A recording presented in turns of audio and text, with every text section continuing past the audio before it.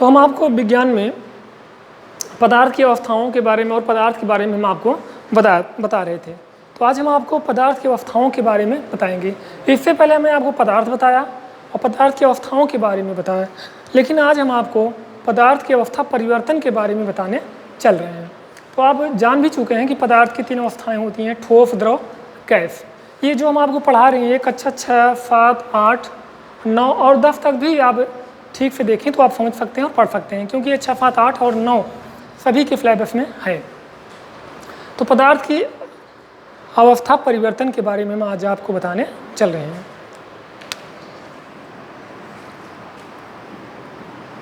जो हमारा सब्जेक्ट है वो साइंस है। इसके अंतर्गत हम आपको पढ़ा रहे हैं पदार्थ का अवस्था परिवर्तन।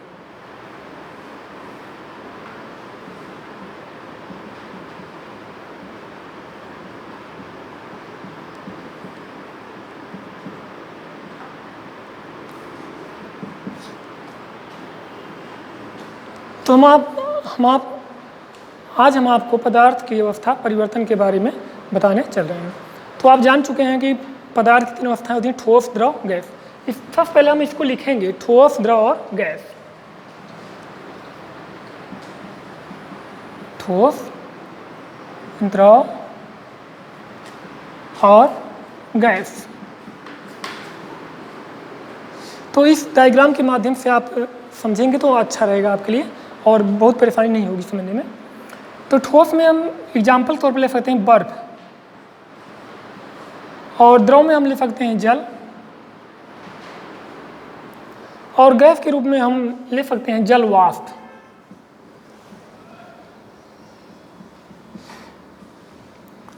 आप ये सोच रहे होंगे कि हम इसको क्यों ले रहे हैं, तो ध्यान से देखिए। अगर हम बर्फ को अगर बाजार से ले आते हैं, घर पर रख देते हैं, तो बर्फ गलने के बाद से जल मिलता है या जल प्राप्त होता है। और जल को जब घर पर गर्म किया जाता है तो उसमें से कुछ वाष्प या भाप जैसा पदार्थ निकलता हुआ दिखाई देता है, जिसे हम जल वाष्प कहते हैं। तो इसी के माध्यम से आपको समझाने चल रहे हैं।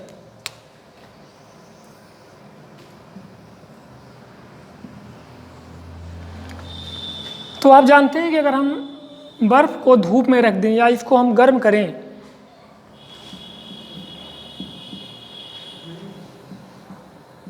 या इसको हम गर्म करते हैं, तो गर्म करने पर क्या बनता है? द्रव।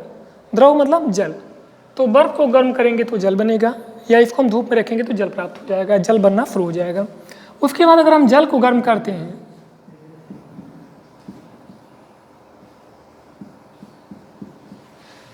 यदि हम जल को गर्म करें तो इससे क्या बनेगा? जल वाष्प।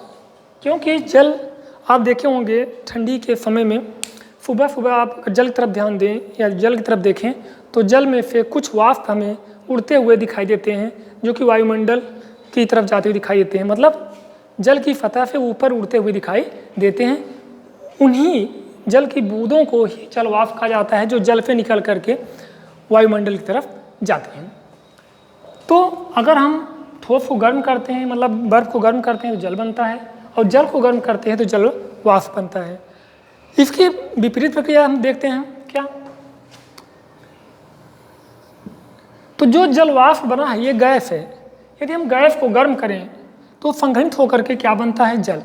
जैसे आप ये कह सकते हैं कि समुद्र बहुत विशालकाय होता है, उसमें से जलवाष्प बनते हैं, जलवाष्प संघनित होकर के बादल बनते हैं, और बादल पुनः संघनित होकर के द्रव के बूंदों के रूप में परिवर्तित हो जाता है और पुनः जल बन जाता है और ये जमीन पर आ जाता है।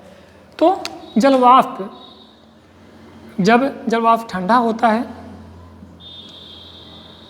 तो क्या बनता है? जल बन जाता है। और जब जल को और अधिक ठंडा किया जाता है, मतलब कि 0 डिग्री सेल्सियस तक यदि हम इसको ठंडा करें तो बर्फ बन जाता है। नहीं तो आप सोचेंगे कि जल को ठंडा करने पर बर्फ ही क्यों बनता है? क्योंकि बर्फ बनने के लिए उसका एक टेम्परेचर होता है। 0 डिग्री सेल्सियस से नीचे जल जो होता है वो बर्फ बनना शुरू हो जाता है। जितने नीचे तापमान जाएगा बर्फ उतना ही कठोर होती चली जाती है। लेकिन 0 डिग्री सेल्सियस से जैसे जैसे टेम्परेचर ऊपर जाता है तो बर्फ़ का गलना क्या होता है, धीरे धीरे शुरू हो जाता है। ठीक है, कभी कभी तो ऐसी ठंडियों में आती है कि जम्मू कश्मीर में जो बड़ी बड़ी झीलें हैं, उन झीलों में जल की सतह के ऊपर बर्फ़ की परत बन जाती है, जिसके ऊपर हम आप उस झील में टहल सकते हैं। मतलब बर्फ़ के ऊपर टहल सकते हैं, ना कि झील के अंदर। इससे तात्पर्य होता है कि एक टेम्परेचर होता है, टेम्परेचर ही सब निश्चित करता है कि जब कब बर्फ़ बनेगा, कब जल बनेगा, और कब जल वाष्प बनेगा, और कब बादल बनेंगे। तो ये सब प्राकृतिक है, या फिर कहिए कि प्रकृति की देन है। ये अपने आप ये सब चलता रहता है, लेकिन किसके द्वारा होता है, इसके सब टेम्परेचर होते हैं। इन टेम्परेचर के द्वारा ही सब अपने आप बदलते रहते हैं।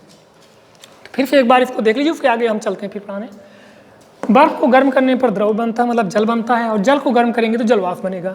फिर जलवाष्प को यदि ठंडा किया जाए, मतलब जलवाष्प को ठंडा किया जाए तो जल बनेगा, और जल को ठंडा किया जाए तो बर्फ़ बनेगा। लेकिन आप ये ध्यान रखिएगा कि बर्फ़ 0 डिग्री सेल्सियस पर ही बनता है या उससे नीचे ही बनता है। नहीं तो आप जल को रख दें घर में, सोचेंगे ठंडा हो जाए और बर्फ़ बन जाए, तो ऐसा नहीं हो पाएगा। जब तक 0 डिग्री सेल्सियस तक टेम्परेचर नहीं होगा, जल बर्फ़ में परिवर्तित नहीं होगा। इसका एक सीधा सा एग्जाम्पल आप ले सकते हैं। अगर आपके घर में फ्रिज हो तो जल को आप रख दीजिए फ्रिज में, जिस खाने में 0 डिग्री सेल्सियस तक या उससे नीचे टेम्परेचर होता है, तो वहाँ पर आपको बर्फ़ प्राप्त हो जाएगा। तो चलिए हम आपको आगे फिर चलते हैं इससे आगे पढ़ाने के लिए। अब हम आपको पढ़ाते हैं गलन और गलनांक, उसके बाद पढ़ाएंगे हिम और हिमांक। तो हम आपको पहले पढ़ाते हैं गलन और गलनांक।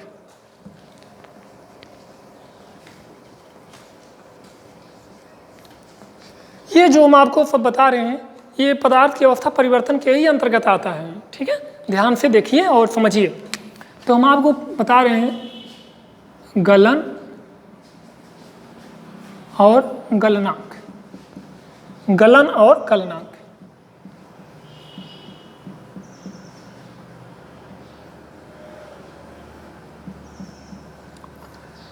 गलन और गलनांक, तो देखिए केवल आप थोड़ा सा ध्यान दीजिए, आपको समझ में आएगा क्या गलन है और क्या गलनांक है। जैसे आप बाज़ार से बर्फ़ ले लीजिए और आप बर्फ़ को रख दीजिए, आप देखते हैं कि बर्फ़ में से जल अपने आप निकलने लगता है, तो यह प्रक्रिया गलन कहलाती है। और किसी पदार्थ का या किसी पदार्थ के निश्चित ताप पर गलना ही गलनांक कहलाता है। इसमें दो अंतर होता है, किसी पदार्थ का गलना ही गलनांक कहलाता है, किसी पदार्थ का गलना गलन कहलाता है, और जबकि किसी पदार्थ का निश्चित ताप पर गलना ही गलनांक कहलाता है। हम इसके दो स्ट्रक्चर बना रहे हैं, एक गलन के बनाएंगे और दूसरा गलनांक का बनाएंगे। तो पहले गलन के बारे में बताते हैं आपको।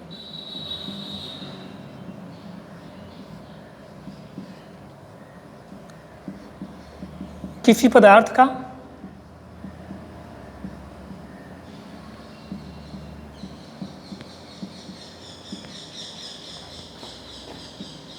गलना ही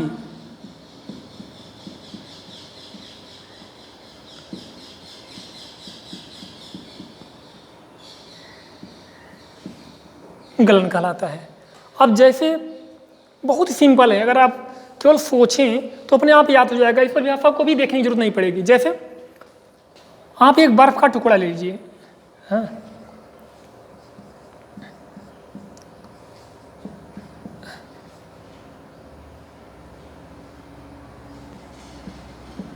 आप एक बर्फ का टुकड़ा लेते हैं और देखते हैं कि वायुमंडल में टेम्परेचर ये 0 से अधिक है, 10-12 डिग्री सेल्सियस जो भी हो, तो आप देखते हैं बर्फ का टुकड़ा क्या होता है, गलना लगता है या गलने लगता है।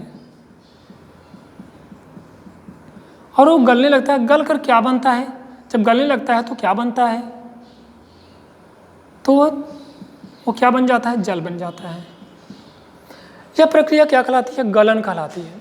अर्थात किसी पदार्थ का गलना ही गलन कहा जाता है। अब हम आपको बताने चल रहे हैं गलनांक के बारे में।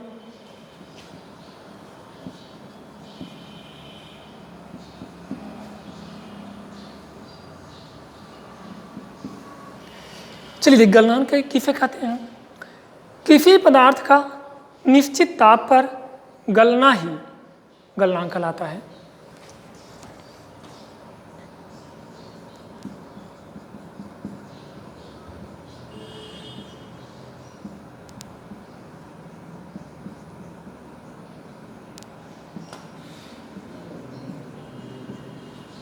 किसी पदार्थ का निश्चित ताप पर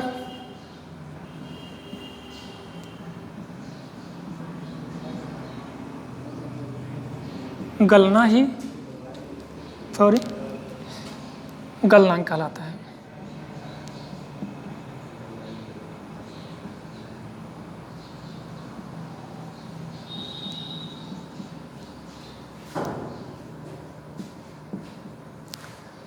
जैसे बर्फ के टुकड़े का 0 डिग्री सेल्सियस से अधिक टेम्परेचर पर गलना, जैसे आप लिख सकते हैं बर्फ के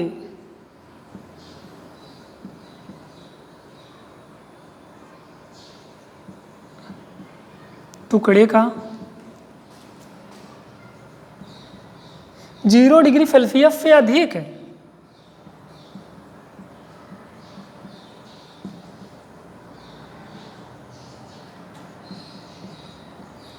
तापमान पर गलना।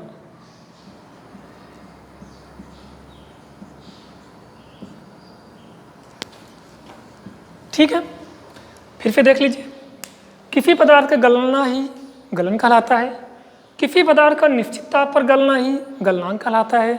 केवल थोड़ा सा अंतर है और आपको समझ में आ जाएगा कि गलन कौन है और गलनांक कौन है। बर्फ का टुकड़ा सामान्यतया गलता है तो गलन कहलाता है। जब बर्फ का टुकड़ा 0 डिग्री सेल्सियस से अधिक ताप पर गलता है तो यह प्रक्रिया गलनांक कही जाती है। बेटा देखो, किसी भी चीज़ को समझने के लिए, जानने के लिए और उसको अच्छी तरह से तैयार करने के लिए कुछ पॉइंट होते हैं, उसी को ध्यान देना पड़ता है। फिर यहाँ पर किसी पदार्थ का गलना ही गलन कहलाता है और किसी पदार्थ का निश्चित, तो यहाँ पर इसका पॉइंट ये है कि निश्चित ताप, तो इसको अगर आप ध्यान दें कि निश्चित ताप पर गलना ही तो गलनांक कहलाता है। हम आपको एक डायग्राम के द्वारा भी समझा दे रहे हैं छोटा सा, अगर आपको वो भी समझ में आए दूसरे द्वारा, यह बहुत अच्छा है।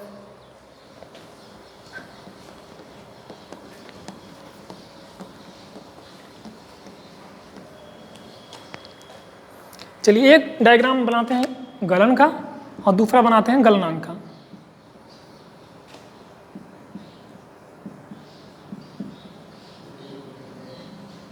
चलिए पहले हम गलन के बारे में देखते हैं।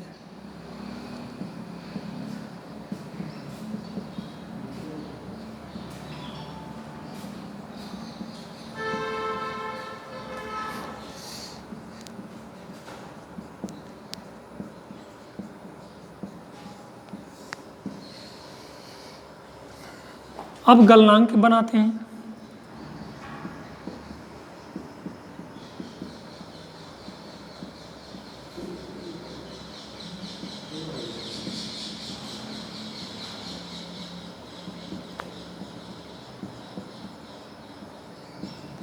किसी पदार्थ का निश्चित ताप पर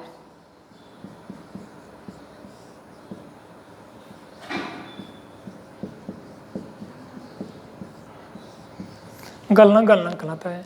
तो बस यही है, आप देख लीजिए आपके सामने है। अगर आप चाहें तो इस डायग्राम को थोड़ी देर देखते रहें और अपने आप तैयार हो जाएगा। अब इसके बाद हम आपको पढ़ाने चल रहे हैं हिम और हिमांक। हिम और हिमांक,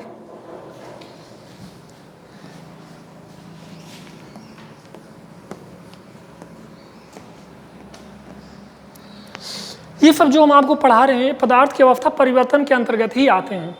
अगर आप ध्यान से देखें तो बहुत ही छोटी छोटी बातें हैं जो कि आपको सामान्यतः आती हैं। अगर आपको नहीं आ रही हैं फिर भी ध्यान दीजिए, और आने लगेंगी। 6, 7, 8, 9 और 10 तक के बच्चों के लिए सामान्यतः बहुत ही सरल, बहुत ही ईजी। और अगर चाहें अगर आपको कुछ और कठिन लग रहा हो तो आप मेरे साथ जुड़िए और मुझको व्हाट्सएप द्वारा देखिए और बताइए कि सर ये समझ नहीं आ रहा, तो हम आपकी समस्याओं को और दूर करने का प्रयास करेंगे। चलिए देखिए हिम और हिमांक।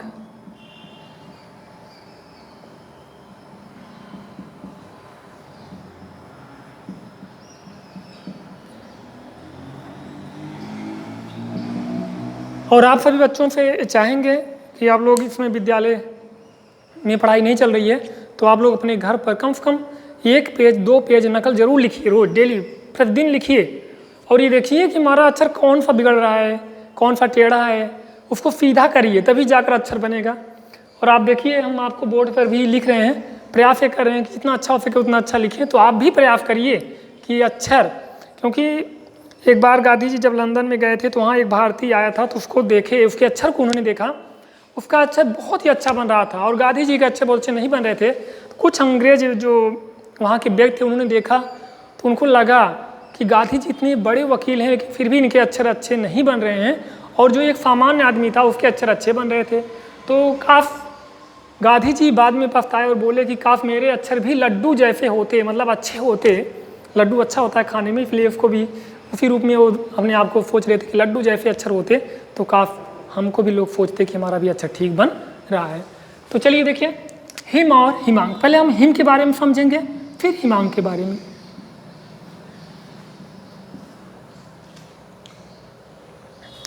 तो जिस प्रकार से आपने गलन और गलनांक को पढ़ा, उसी प्रकार से हिम और हिमांक के बारे में भी जानेंगे तो बहुत ही अच्छी तरह से समझ जाएंगे। देखिए कैसे, किसी पदार्थ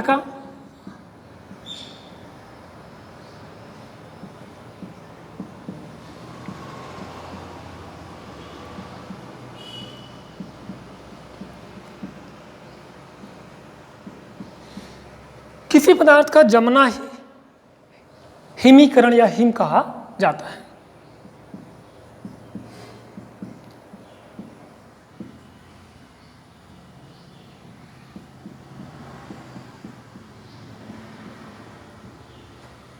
या हिम कहा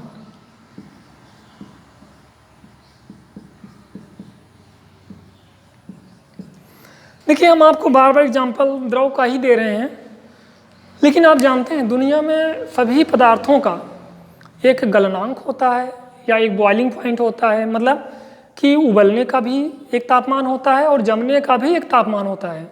अब वो चाहे जितना उच्च हो और चाहे जितना निम्न हो, तो सभी पदार्थों का, दो पदार्थों के जो रंग रूप होते हैं, मतलब उनके जमने का और उबलने का, ये सभी पदार्थों में पाए जाते हैं, लेकिन कितना ज़्यादा टेम्परेचर पर होगा और कितना कम टेम्परेचर पर होता है, ये उसके मायने हैं। तो किसी पदार्थ का जमना ही हिमीकरण या हिम कहा जाता है। इसके अंतर्गत हम ले सकते हैं जैसे बर्फ का जमना।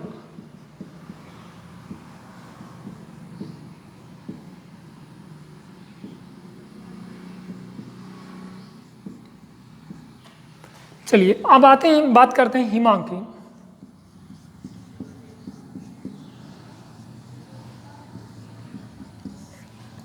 चलिए देखिए, हिमांक के बारे में आपसे चर्चा कर रहे हैं या आपको हम बता रहे हैं, किसी पदार्थ का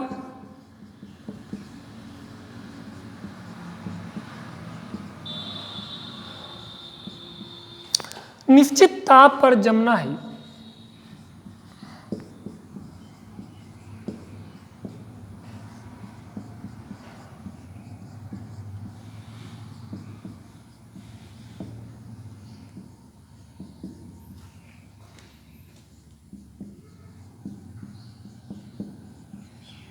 हिमांक कहा जाता है।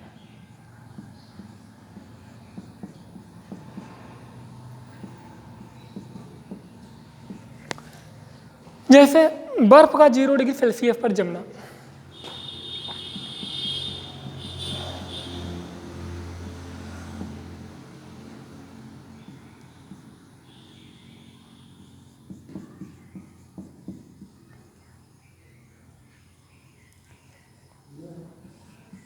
जीरो डिग्री सेल्सियस पर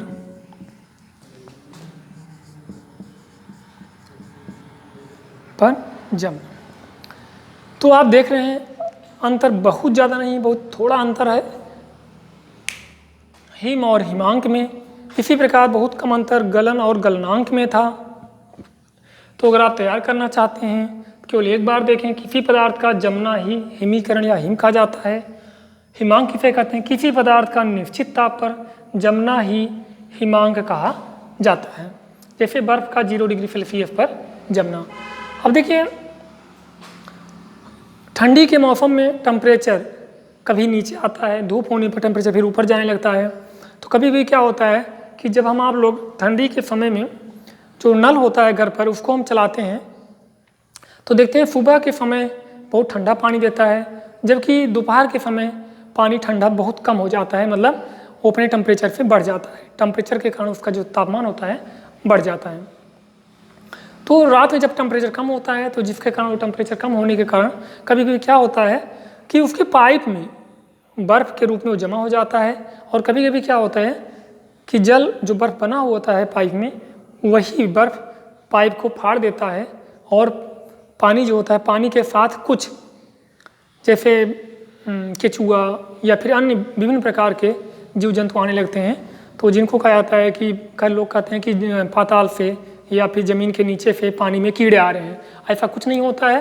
तो इन्हीं टेम्परेचर पर ही ये सब निर्भर करता है। ठीक है बच्चों, तो जितना हमने आपको अभी बताया, अगर आप इतना ध्यान देंगे तो बहुत सरलतापूर्वक आप इसको तैयार कर सकते हैं। बहुत ही लो बेसिक लेवल के अंतर्गत हम आपको ये बता रहे हैं। आप जानते हैं गलतियाँ सब करते हैं, लेकिन अपनी गलती को कोई ध्यान नहीं देता है। दूसरों की गलतियों को सब ध्यान देते हैं कि ये गलती किया है। तो जो दूसरों की गलती निकालते हैं ज़रूर निकालें, लेकिन उसके साथ साथ ये चाहिए कि वो स्वयं अपने आप को भी तो देखें कि आप कितने अच्छे हैं, अपनी गलती को कितना देख रहे हैं या फिर कितना इग्नोर कर रहे हैं। अपनी गलतियाँ इग्नोर करना तो सभी जानते हैं, छुपाना। ठीक है, तो इन्हीं सब बातों के साथ बस आज हम आपको इतना ही पढ़ा रहे हैं और ये उम्मीद करेंगे कि आप इसको तैयार कर लेंगे। और नेक्स्ट डे अगर आपको कोई भी समस्या होगी तो ज़रूर आप उस समस्या को हमारे सामने प्रस्तुत करेंगे। ठीक है, धन्यवाद।